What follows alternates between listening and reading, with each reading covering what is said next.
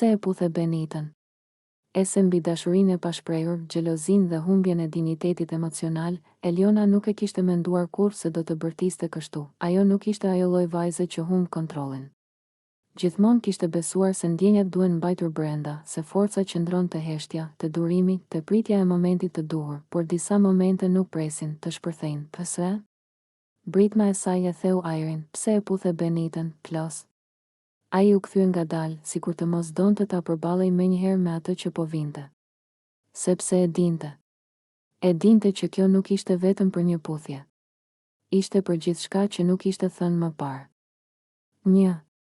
Puthja që nuk ishte vetëm puthje, Eliona e kishte parë momentin, jo sepse donte, por sepse ndonjëherë e vërteta del përpara syve pa të pyetur. Puthja mes Klosit dhe Benitës nuk ishte e gjallë. Nuk ishte as e fshehur. Ishte e thjeshtë. Dhe pikërisht për këtë ishte aq shkatëruese. Sepse nuk kishte faj. Nuk kishte turp. Kishte ndjenjë, dhe kjo ishte ajo që e vrau Elionën. Pse ke rënë në dashuri me të? Vazhdoi ajo, me zërin që tani dridhej, çfarë ka ajo që unë nuk pata? Këto janë pyetjet që nuk duhet t'i bësh kurrë, sepse përgjigjet, edhe kur nuk thuhen, të dhembin. 2. Dashuria e heshtur e Elionës, Eliona e kishte dashur Klosin në heshtje. Me durim. Me vëzhgim. Me atë lloj dashurie që nuk kërkon, por shpreson. Ajo kishte qenë aty. Në biseda. Në mbështetje. Në momente të vogla që nuk duken në sy të tjerëve, por që për të kishin rëndësi, ajo kishte menduar se dashuria rritet ngadalë. Se nëse nuk nxiton, nëse nuk imponohesh, një ditë tjetri do të shoh, por Klosi nuk e pa, jo sepse Eliona nuk vlente, por sepse zemra e tij u kthye diku tjetër. 3. Benita, simboli i humbjes, Benita nuk ishte armike, por në mendjen e Elionës, ajo u kthye në simbolin e gjithçkaje që ajo humbi pa e pasur kurrë. Benita ishte e drejtë për drejtë. E lirë. E qartë në ndjenjat e saj. Ajo nuk priti. Nuk u fsheh. Ajo u afrua dhe mori atë që ndjeu, dhe ndonjëherë, kjo është e gjitha që duhet, ti e dije si ndjesha, i tha Eliona, tani me lot që nuk i mbante dot më, ti e dije. Dhe prapë e bëre. 4. Britma që kthehet në lot, zëri i saj ra, Britma u shua, lotët morën vendin e saj, ajo u ul. Mbajti fytyrën me duar.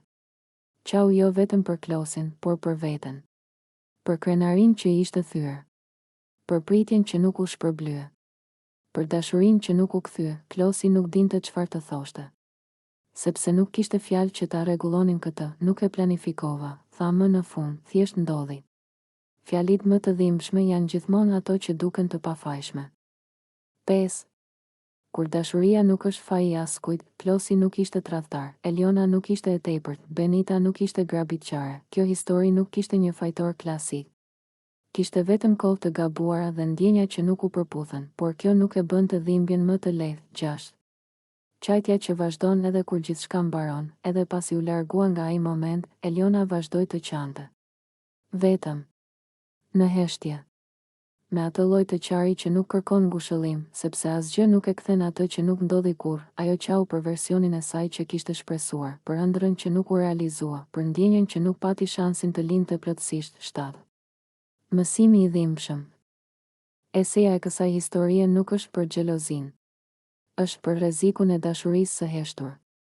Për faktin se ndonjëherë, duke mos folur, humb gjithçka, Eliona e kuptoi vonë se dashuria nuk pret gjithmonë.